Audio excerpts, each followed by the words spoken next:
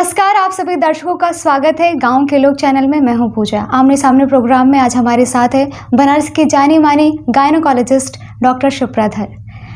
इनकी एक पहचान यह भी है कि ये उन महिलाओं की फ्री डिलीवरी कराती हैं जिनको बेटियां पैदा होती हैं। इसके साथ साथ ये भ्रूण हत्या और गरीब बच्चों की शिक्षा से लेकर के गरीबों की सहायता भी करती हैं। आइए इन्हीं से जानते हैं और क्या क्या कार्य कर रही हैं, और जो कार्य कर रही हैं ये चिकित्सा के क्षेत्र में सभी की सहायता या फिर सामाजिक कार्य, तो उसके पीछे इनकी क्या प्रेरणा रही है और इसकी शुरुआत कब की इन्होंने। जी, आपका बहुत बहुत स्वागत है हमारे कार्यक्रम में डॉक्टर शिप्राधर जी। सबसे पहले तो हम यही जानना चाहेंगे कि जब आपने ये कार्य शुरू किया इस तरह के, क्योंकि हम अक्सर देखते हैं हज़ारों के संख्या में, तादाद में हर रोज़ लोग चिकित्सा के क्षेत्र में आते हैं पढ़ लिख करके, लेकिन सबके पीछे ये मोटिव नहीं होता या फिर सब इस सरोकार को छू नहीं सकते हैं या फिर करते नहीं इस तरह के कार्य। लेकिन आपने इस तरह के कार्य किया, इसके पीछे आपकी प्रेरणा क्या रही और कहाँ से इसकी प्रेरणा आपको मिलती है, और आपने इस कार्य की शुरुआत कब की? सभी को वंदे मातरम। मेरा नाम डॉक्टर शिप्राधर है। बेसिकली होता ये था कि जब भी कोई बिटिया का जन्म होता था तो एक बड़ा डल सा माहौल हो जाता था। अरे बेटी हुई है, बेटी हुई है। और स्पेशली जब पेमेंट का टाइम आता था तब तो बहुत ही ज़्यादा, अरे मैडम, स्पेशली जब ऑपरेशन हो गया, अरे मैडम ऑपरेशन हो गया, लड़की हो गई, पेमेंट ये वो, बड़ा अजीब लगता था। तो एक दिन ऐसे ही हमने अपने हस्बैंड डॉक्टर मनोज कुमार श्रीवास्तव से कहा कि डॉक्टर साहब कुछ ऐसा करना चाहते हैं कि ये बेटियों की डिलीवरी पे जब ये जो डल वाला माहौल है ये कुछ चेंज आ जाए। तो मेरा तो ये था कि उनसे मतलब कोई गिफ्ट दे दें उनको, या कुछ इस अलग तरह का ऐसा करें कि मतलब बेटी होने पे एटलीस्ट उस समय तो वो दुखी ना हो, उत्साह मिले। तो हमें डॉक्टर साहब से ऐसे कहा, डॉक्टर साहब कुछ करना चाहते हैं इनके लिए। तो डॉक्टर साहब ने तो बस एक शब्द में कह दिया कि अगर उनके चेहरे पे खुशी देखना चाहती हो तो उनसे किसी प्रकार का कोई डिलीवरी चार्ज मत लो। अच्छा। तो उस समय तो ये बात है 2014 की। 2014 की। अच्छा। तो उस समय तो हमको लगा कि ऐसे कैसे चलेगा कि मतलब पैसा नहीं लेंगे, फिर हम लोग का कैसे काम चलेगा। हमको लगा कि ऐसे ही बोल रहे हैं, इनका कुछ मूड चेंज हो जाएगा। अच्छा। नेक्स्ट डे बाई चांस एक डिलीवरी हुई, नॉर्मल डिलीवरी हुई। अच्छा। हम डॉक्टर साहब क्या करना है, तो उन्होंने कहा कि नहीं कोई चार्ज मत लो। तो हमने सोचा कि ऐसे चलो नॉर्मल डिलीवरी कोई बात नहीं है। अच्छा, भगवान को भी शायद हमको इस लाइन में भेजना था, मतलब इस ओर भेजना था। जी। तो नेक्स्ट डे फिर एक डिलीवरी हुई, फिर बिटिया हुई, लेकिन ये ऑपरेशन से हुई। अच्छा। तो हमने कहा डॉक्टर साहब क्या करना है? क्या नहीं कोई डिलीवरी चार्ज मत लो। तो तब से फिर हम लोगों ने भगवान का नाम लेके ये स्टार्ट ही कर दिया। और 25 जुलाई 2014 को पहली बिटिया हुई थी मेरे वहाँ। अच्छा। और तब से लेकर के आज तक 464 ऐसी बेटियों का जन्म मेरे हॉस्पिटल में हो चुका है। आपने कहा वो बहुत बहुत अच्छी बात है, और ये संख्या भी काफ़ी बड़ी है। अच्छा, तो आप उस दौरान मिठाइयाँ भी बांटती हैं पूरे हॉस्पिटल में। अच्छा, आपके पास ऐसे भी केसेस आए क्या कि जैसे हम कोशिश करते हैं कई लोग कि गर्भ में ही जान लेना कि बच्चा क्या है, लड़का लड़की, और अगर लड़की है तो कोशिश करते हैं कि वही ख़त्म हो जाए, भ्रूण हत्या, जिस पे आप शायद काम भी कर रही हैं। तो इस तरह के केसेस जब आपके पास आते हैं, उसके पीछे की मानसिकता लोगों की क्या होती है? कभी महिला का ही ऐसा या फिर पुरुष ने कहा कि नहीं अगर लड़की है तो ख़त्म कर दिया जाए? मैं किस तरह की? देखिए, इसके पीछे बहुत सारे रीजंस होते हैं। सिर्फ एक मतलब भ्रूण हत्या का मेन ये रहता है कि बहुत से लोग ऐसा है अभी भी हमारे समाज में जो बेटियों को अभिशाप मानते हैं, और वो अभिशाप मानने का भी कई रीज़न होता है।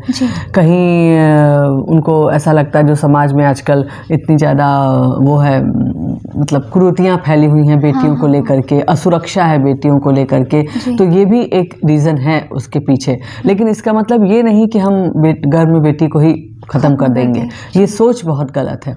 और खैर अब तो गवर्नमेंट ने बहुत स्ट्रिक्ट उसके लिए रूल बना दिया है, और मोस्टली अब ये कहीं डायग्नोज भी नहीं होता था। पहले तो खुलेआम डायग्नोसिस हो जाती थी, इसीलिए ये भ्रूण हत्या भी हो जाती थी। और हालांकि हमने तो अपने अस्पताल में कभी ऐसा नहीं किया, और कोई पेशेंट ऐसा आता भी है कि मैडम वो ये नहीं बताता है कि बेटी है बेटा, मतलब हमको बच्चा नहीं चाहिए, तो वो कितने भी हफ्ते का हो, कितने भी महीने का हो, ये हमने एक रूल बनाया है सिंस बिगनिंग कि नहीं, हमको एबॉर्शन करना ही नहीं। चाहे वो कैसा भी एबॉर्शन हो। लेकिन बहुत से लोग ऐसा काम करवाते थे जा करके, लेकिन अब तो गवर्नमेंट की ओर से, और शायद इसीलिए आपने लेटेस्ट डेटा पढ़ा होगा, तो उसमें बेटियों की संख्या भी आनंदीबेन जी ने बोली है, हाँ बेटियों की संख्या नो डाउट बढ़ी है।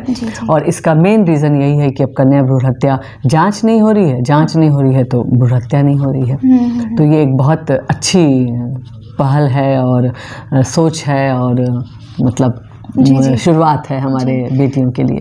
अच्छा, आपने भ्रूण हत्या के साथ साथ गरीबों की शिक्षा को लेकर भी काम किया, तो भ्रूण हत्या के पीछे काम करने का शुरुआत मैं कहूँ उस वक्त हुआ जब आपने फ्री डिलीवरी करनी शुरू की और इस तरीके के केसेस आपके पास आने लगे, तो उस दौरान आपने शुरू किया या फिर पहले से आपके मन में था कि नहीं, भ्रूण हत्या तो हमारे कभी नहीं, मतलब एबॉर्शन हमने कभी नहीं किया।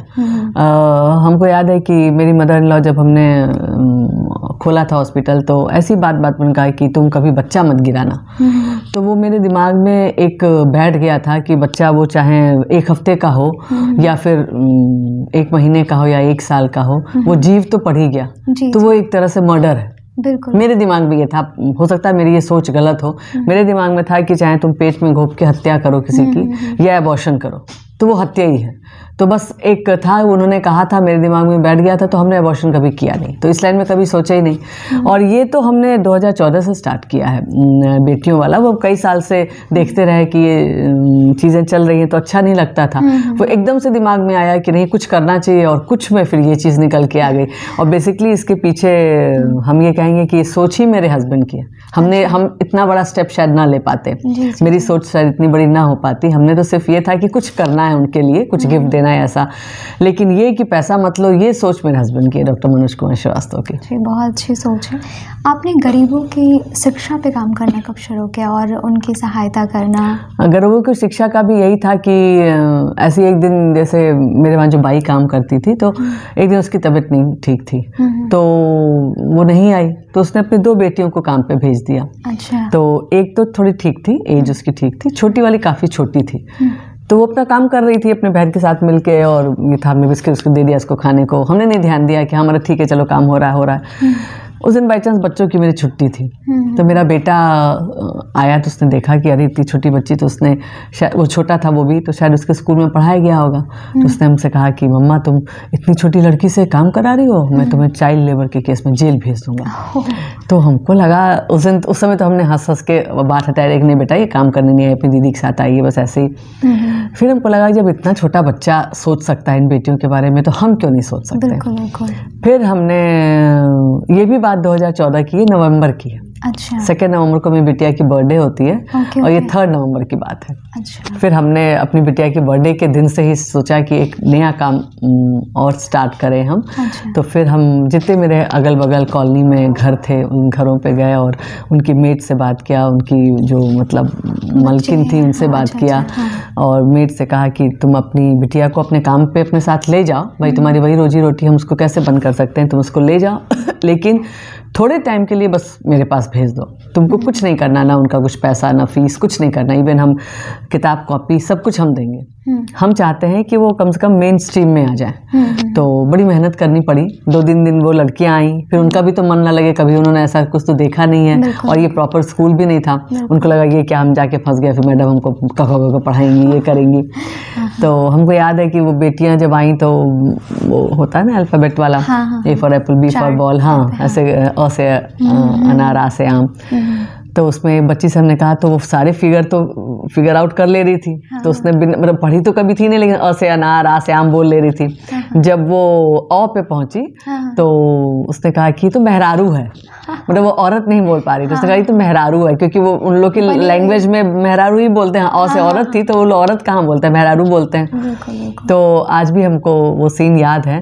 तो ऐसे कर करके काफ़ी मेहनत करनी पड़ी, लेकिन फिर होते होते, और कभी कभी अब तो बहुत अच्छा लगता है, उसमें से बहुत सी ऐसी बेटियां हैं जिनकी माँओं ने कहा कि नहीं मैडम आपने इनमें पढ़ने का एक जोश कर दिया है, अब हम इनका सरकारी स्कूल में नाम लिखा देंगे। तो बहुत से, अब तो कई साल हो गए, बच्चे ऐसे भी जो मेरे वहाँ से स्टार्ट किए, फिर सरकारी स्कूल में या किसी स्कूल में जा करके प्रॉपर स्कूल में पढ़ने लगे। और इस समय नए नए बच्चे आते जाते हैं और बहुत ही अच्छा लगता है उन लोग को देख के। संख्या कितनी होगी? इस समय तो 28 है एट प्रेजेंट, लेकिन ऐसे बहुत बच्चे जा चुके हैं यहाँ से। अच्छा, बड़े हो गए। हाँ, स्कूलों में एडमिशन ले लिया, क्योंकि मेरे वहाँ तो अभी बेसिक ही है, अभी बहुत ज़्यादा तो नहीं है। तो जब उन पढ़ने में इंटरेस्ट हो जाता है तो उनके पेरेंट्स स्कूल में नाम लिखा देते हैं हायर स्टडीज़ के लिए, मतलब 4th 5th ऐसे करके क्लास वाइज। तो इस समय 28 की संख्या में बच्चियाँ हैं। हाँ, आप क्योंकि चिकित्सा का कार्य कर रही हैं, डॉक्टर, एज अ डॉक्टर आपको हर रोज़ बहुत सारे पेशेंट देखने होते हैं, साथ में आप ये सारे कार्य कर रही हैं, तो ये बहुत अपने आप में एक चुनौती है और पूरा दिन आपको कहीं ना कहीं इन्हीं चीज़ों में बताना पड़ता होगा। जब आप उनकी फ्री डिलीवरी कराती हैं महिलाओं की, जिनको बेटियां होती हैं, उनके चेहरे पे किस तरह की खुशी होती है? कभी किसी ने आपको आके कुछ ऐसी बात कही जो आपको हमेशा याद रही हो? नहीं, पेशेंट तो खैर बहुत खुश होते। देखिए, मेरा तो ये मानना है कि एक माँ के लिए उतना वो नहीं होता है, क्योंकि माँ तो वैसे ही 9 महीना भी रही और फिर डिलीवरी में पेन भी उतना ही, वैसा नहीं कि बेटा बेटी में पेन डिफरेंस हुआ। एक माँ के लिए उतना पेनफुल वो नहीं होता है। उसको मतलब अपना मतलब बच्चा हो गया, वो इससे ही बहुत खुश होती है। समाज में जो परिस्थितियां होती हैं कि अच्छा बेटी होगी तो हमको ज़्यादा, बेटा होगा तो हमको ज़्यादा घर में इज्जत मिलेगी, या किसी के पास नहीं मेरे पास हो जाए, ये सोच के वजह से शायद वो परेशान रहती होगी। लेकिन पिताजी लोग के सोच में बहुत फ़र्क आया, बहुत अच्छा लगता है। कई बार ऐसा होता है कि जब हम साइन कराने के लिए, डिलीवरी के बाद साइन कराया जाता है कि मतलब बेटी हुई बेटा हुआ इस टाइप का, तो बहुत से फादर्स ऐसे आए जिन्होंने कहा कि मैडम आप बहुत बड़ा काम कर रही हैं और हम अपनी बेटी को चाहते हैं आपकी तरह बनाएं। तो ये मेरे लिए इतना बड़ा गिफ्ट रहता है, इतनी खुशी उस समय होती है कि चलो पैसा नहीं मिला कोई बात नहीं, इतने लोगों का विश्वास प्यार ये मिला, बहुत अच्छा लगा। आशीर्वाद है जी, नो डाउट। बेटियों को भी इस तरीके की बनाने की सोच रही है, बहुत बड़ी बात है। प्रेरणा कह लीजिए, आप प्रेरणा बन के हैं समाज में उन लोगों के लिए जिनकी बेटियां हो रही हैं। अभी महिलाओं में मैं देखती हूँ एनीमिया का बहुत ज़्यादा सुनने को मिलता है, एनीमिक हो गए हैं और भी बहुत सारी चीज़ें उनके साथ चल रही हैं। तो आपको किन किन जो चीज़ें हैं जो अभी आज के दौर में सबसे ज़्यादा नज़र आती हैं महिलाओं में, कौन कौन से ऐसे रोग हैं और कौन कौन से ऐसी समस्याएं हैं जिससे हम लोग एनीमिया मुक्त भारत पे काम कर रहे हैं? बेसिकली हम संगठन भारत विकास परिषद है, अच्छा, उसमें हम एक कार्यकर्ता हैं और उसमें हम लोग का भारत विकास परिषद का इस समय फोकस है एनीमिया मुक्त भारत पे। अच्छा, तो पूरे देश में इसकी करीब 1500 शाखाएं हैं, ब्रांचेज हैं भारत विकास परिषद की। तो उससे हम लोग पूरे देश में इस पे काम कर रहे हैं महिला बाल विकास प्रोजेक्ट की ओर से। अच्छा। और इसमें हम लोग टाइम पे जगह जगह पे विभिन्न, एक शहर में कई जगह पे, हर शहरों में जैसे हम लोग का एक होता है कि अभी समय हम लोग को करना है तो कैंप्स लगाते हैं, उसमें हीमोग्लोबिन टेस्ट होता है। हीमोग्लोबिन टेस्ट में जिनका सब कम निकलता है उनको मेडिसिन दिया जाता है, डॉक्टर से एडवाइस कराया जाता है और अवेयरनेस के लिए पोस्टर्स लगाए जाते हैं और उनको ये बताया जाता है कि ऐसा क्या खाएं पिएं जिसकी वजह से हम एनीमिक ना हो। तो उसके रिगार्डिंग हम लोग बहुत से ऐसे जगहों पे लोहे की कढ़ाई, ये बताने के लिए कि लोहे की कढ़ाई में बना खाना कितना पौष्टिक है, लोहे की कढ़ाई बंटवाया जाता है, गुड़ चना बंटवाया जाता है, क्योंकि हम सभी जानते हैं कि आयरन और प्रोटीन रिच डाइट लेने से एनीमिया नहीं होता है। क्योंकि ऑलमोस्ट फीमेल्स में मतलब आधी आबादी हमारी लेडीज़ की है, महिलाओं की है और उसमें भी 70 to 80% महिलाएं हमारी एनीमिक होती हैं। और एनीमिया एक ऐसी बीमारी है जिसमें आपको पता ही नहीं चलेगा कि आप एनीमिक हैं, क्योंकि उसमें ऐसा कुछ आपको समझ में नहीं, हाँ ऐसा मतलब सिम्टम्स बहुत होते हैं लेकिन कोरिलेट नहीं कर पाता है। और डॉक्टर के पास पहुंचता भी तब है पेशेंट जब मतलब स्थिति काफ़ी ज़्यादा बिगड़ जाती है कि 4 लोग लाद के उसको ले जा रहे हैं। और प्रेगनेंसी में बहुत कॉमन है। तो प्रेगनेंसी में तो मान लो हॉस्पिटल डिलीवरी कराया तो डॉक्टर ने आपका टेस्ट कराया तो आपका रूल आउट हो जाता है। लेकिन ऐसी महिलाएं जो प्रेग्नेंट नहीं हैं वो डॉक्टर के पास क्यों ही जाएं, तो उनकी जांच ही नहीं हो पाती है। तो अवेयरनेस बहुत ज़रूरी है। जी। और ऐसी हमारी बेटियां हैं, उनके भी भाई बेटियां क्यों ही जाएंगी डॉक्टर के पास अनटिल अनलेस की बहुत ज़्यादा प्रॉब्लम हो। तो इसलिए, और ये एक ऐसी बीमारी है जो एक जनरेशन नहीं 2 जनरेशन को बिगाड़ती है। क्योंकि अगर प्रेग्नेंट लेडी प्रेगनेंसी के टाइम एनीमिक है तो उसके गर्भ में पल रहा शिशु भी कुपोषित निकलेगा। और तो माँ तो जो थी ही और जो उसका बच्चा निकला वो भी कुपोषित निकला। तो मतलब 2 जनरेशन बिगड़ गया। एक बीमारी ऐसी जिससे 2 जनरेशन पोषण भी उतर गया। और वो कुपोषण हमारे देश पर एक मतलब भार है। बिल्कुल बिल्कुल। क्योंकि वो कुपोषित बच्चा 5 साल पीछे हो जाएगा आम बच्चों से, तो उसको नॉर्मल करने में 5 साल लगेगा। तो ये एक तरह से भार है। इसलिए एनीमिया पे हम लोग बहुत ज़्यादा काम कर रहे हैं और करना चाह रहे हैं, और पूरी हम लोग कोशिश में हैं कि अगले 5 साल में भारत को एनीमिया मुक्त करें। इसके लिए हमारे सभी कार्यकर्ता इस पे लगे हुए हैं और भारत विकास परिषद की ओर से ये प्रयास किया जा रहा है। बहुत बहुत बढ़िया।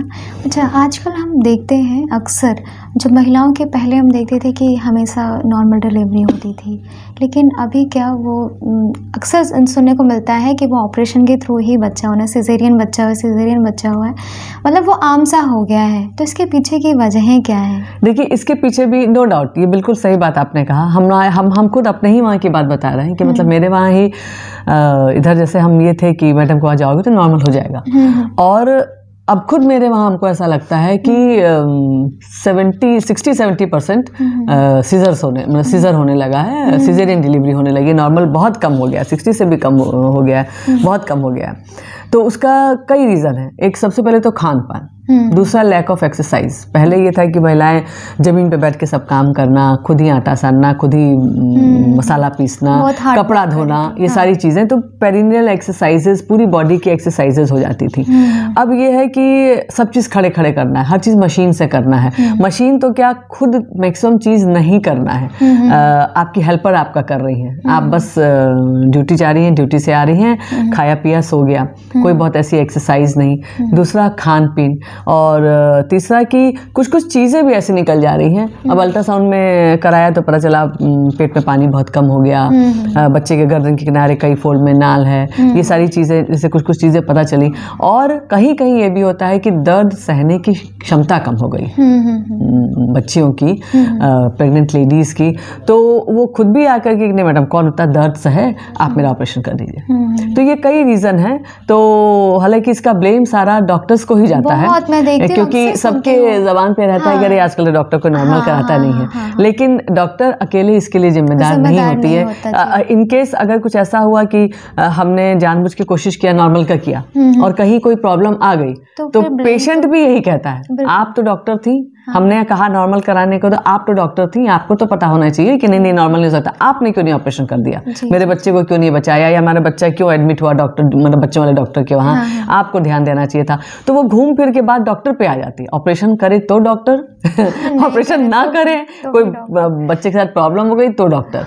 तो सब अपने सेफर साइड में रहने के चक्कर में, और पेशेंट का भी ये रहता है कि मैडम कौन दर्द सहे, अरे बाप रे इतना हमसे नहीं होगा, नहीं प्लीज़ मेरा कर दीजिए, ऑपरेशन कर दीजिए।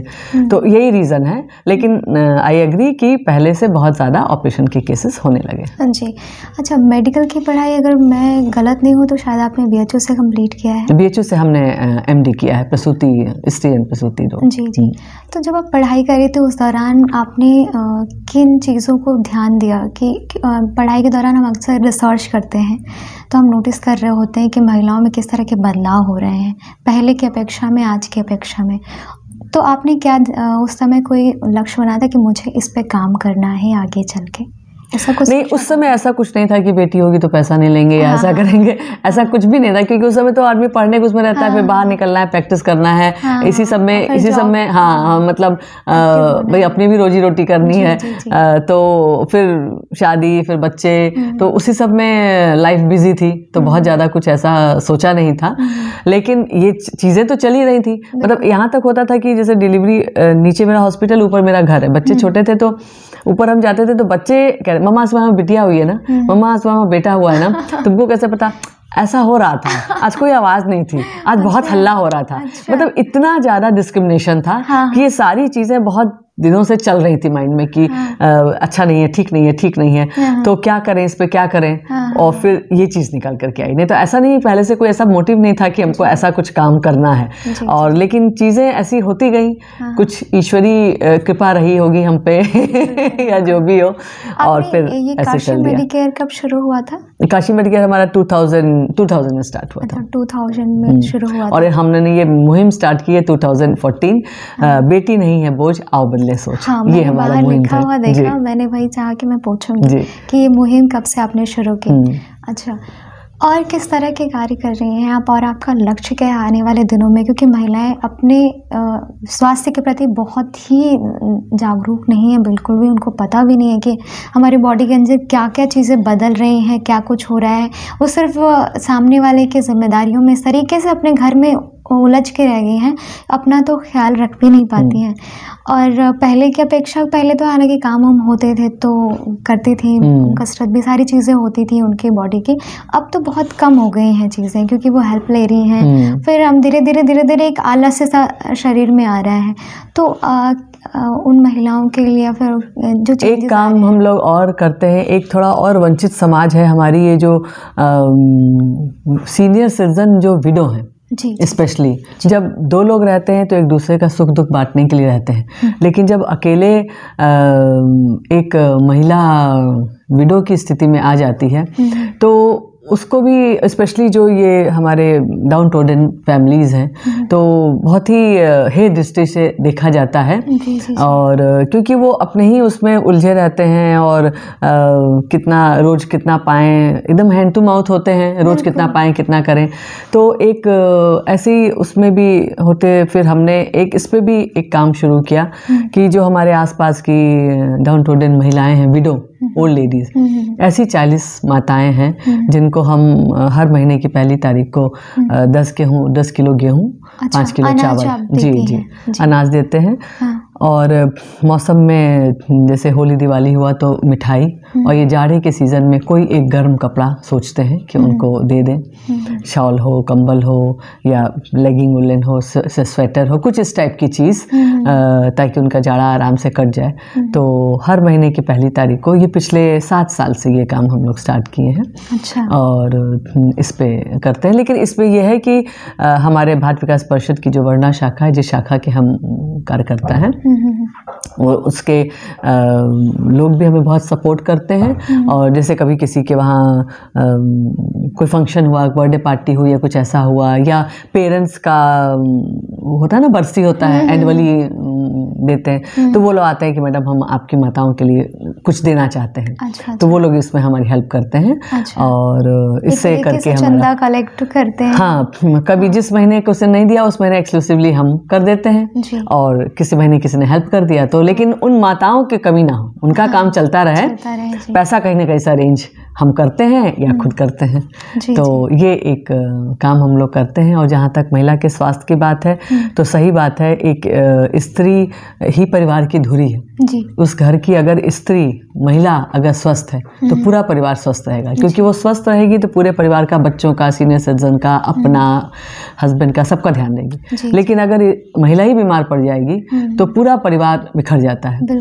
तो मेरे पास जो लेडीज़ आती हैं उनको भी हम लोग ये बात बताते रहते हैं। और हर सैटरडे को हमारे वहाँ फ्री कैंप लगता है हीमोग्लोबिन टेस्ट का, और इन सब और भी ब्लड टेस्ट का कुछ दिनों पे टेस्ट लगता, मतलब टेस्ट होता रहता है, ताकि महिलाएं जो आएँ। और अवेयरनेस कैंप भी हम लोग बहुत सारे करते हैं कि एवरी सैटरडे कोई ना कोई अवेयरनेस कैंप रहता है, कभी सर्वाइकल कैंसर से रिलेटेड, कभी और चीज़ों से, ताकि एक अवेयरनेस रहे लेडीज़ को, एटलीस्ट जो हमारे आसपास में, मेरे जान में है, जान पहचान में, वो तो रहें, फिर वो 4 लोग और को जा करके बताएं। स्कूल्स में भी हम लोग जाते हैं कैंप लगाने के लिए।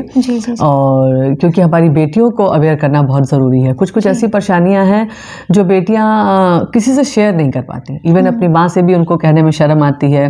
जो सिबलिंग्स होते हैं वो नियर अबाउट उन्हीं के एज के होते हैं, उन्हीं के नॉलेज के होते हैं, तो उनको क्या ही बता पाएंगे। स्कूल में फ्रेंड्स भी होंगे, वो उन्हीं के एज के होंगे। तो ऐसे बहुत सी प्रॉब्लम होती है जो बच्चियों को रहती है, और बहुत थोड़ा सा बताने पे वो समझ जाती हैं, लेकिन वो शेयर नहीं कर पाती हैं कहाँ। और ये आजकल एक गूगल बाबा आ गए हैं, तो वो गूगल बाबा से पूछती हैं तो पता नहीं वो क्या पूछती हैं, गूगल बाबा क्या बताते हैं। तो इसलिए हम लोग की पूरी रहती है कोशिश कि जितने स्कूल्स में जाएं, वहाँ अवेयरनेस कैंप लगाएं, उनकी जो छोटी छोटी प्रॉब्लम्स हैं जो बिना हॉस्पिटल गए सॉल्व हो सकती है, वो हम लोग सॉल्व करें। तो इस तरह के काम हम लोग करते रहते हैं जी। मैं कहूँ कि जागरूकता का काम आप बाहर करें, कभी आपको जागरूकता का काम अपने घर में भी करने की ज़रूरत पड़ी? बिल्कुल बिल्कुल, अपने बच्चों को बताना बहुत ज़रूरी है, क्योंकि सबसे पहले तो परिवार। और जो ये चीज़ें हम लोगों ने स्टार्ट किया, इसका सिर्फ रीज़न यही था क्योंकि हम अपना बहुत टाइम अपने बच्चों को देते थे। हॉस्पिटल से जैसे ही छूटते उस ऊपर बच्चों के पास चले जाते थे, क्योंकि 8th तक अपने दोनों बच्चों को, 2 बच्चे हैं मेरे, एक बिटिया और एक बेटा। अब तो बिटिया MBBS कर चुकी है, बेटा बीटेक में है। तो दोनों को कि मतलब मैक्सिमम टाइम इनके साथ दें। कल को बच्चे, क्योंकि आप ये समझ लीजिए कि एक माँ के लिए या एक मतलब पेरेंट्स के लिए सबसे बड़ी पूंजी उसके बच्चे हैं। जी। अगर उसके बच्चे कल को कुछ अच्छा कर ले जाएंगे तो सबसे अधिक खुश भी पेरेंट्स होंगे और सबसे अधिक निश्चिंत भी पेरेंट्स होंगे कि चलो अब हमको बच्चे की ओर से हम निश्चिंत हैं। तो इसलिए हमने पूरी कोशिश किया, हम बिल्कुल सोशल नहीं थे शुरू में, पूरी कोशिश करते थे कि जितना टाइम हो अपने बच्चों के साथ स्पेंड करें, क्योंकि बच्चों को हमें ज़रूरत थी। तो जब बच्चे बड़े होते गए और फिर जब बाहर निकल गए, तब हमने समाज को अपना टाइम देना है, क्योंकि अब हमको लगा कि अब समाज को हमारी ज़रूरत है। अब हम इस लायक हैं कि हम समाज के लिए कुछ कर सकते हैं, अपना टाइम दे सकते हैं। बेसिकली टाइम देना होता है, और क्या समाज को हमसे क्या चाहिए। हम टाइम देंगे तो हमें उनकी तकलीफ़ों के बारे में पता चलेगा, फिर उसका सोल्यूशन निकालेंगे। हाँ, तो यही वो है। उनका रिएक्शंस क्या आते हैं जब आप ऐसे कार्य करती? तो बहुत खुश। एक बार हमको याद है कि थोड़ा बच्चा बड़ा हो गया था, 10th में शायद था या 11th में, तो हम बच्चियों को एक वोकेशनल ट्रेनिंग की भी क्लास हमारे वहाँ चलती है।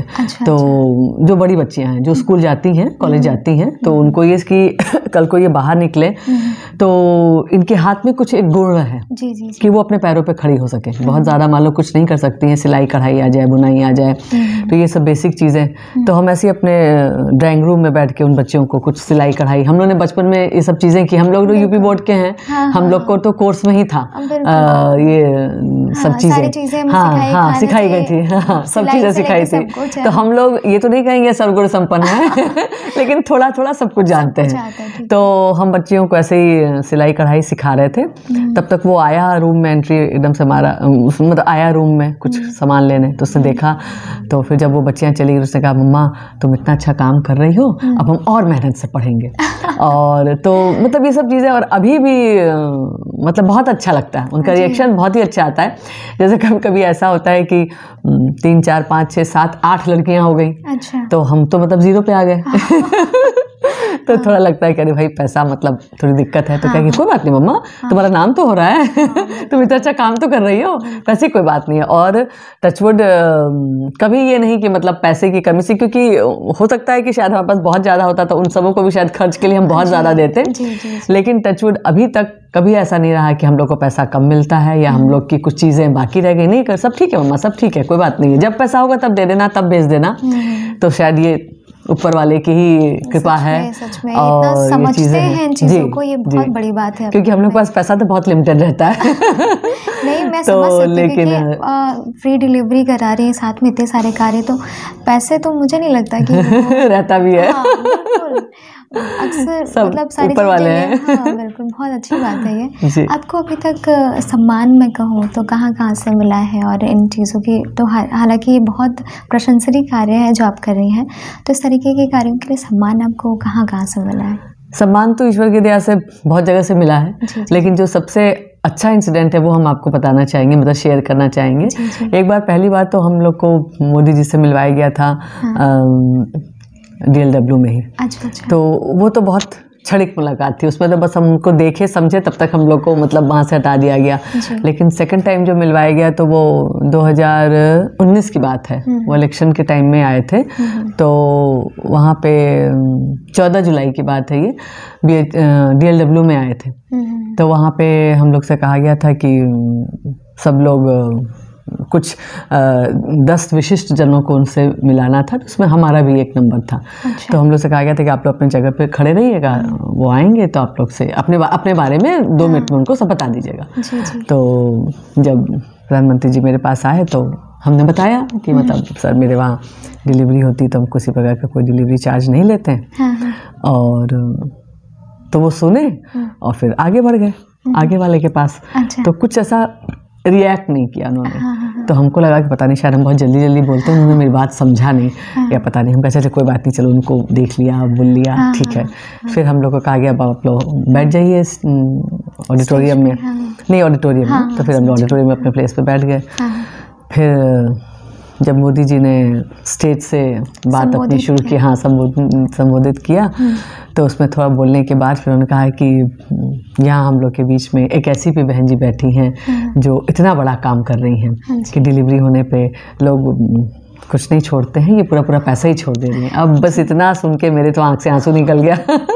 फिर हमको तो कुछ याद ही नहीं, उन्होंने बहुत सारी बातें बोली, इतना हमको है, क्या बोली हमको आज तक नहीं याद है।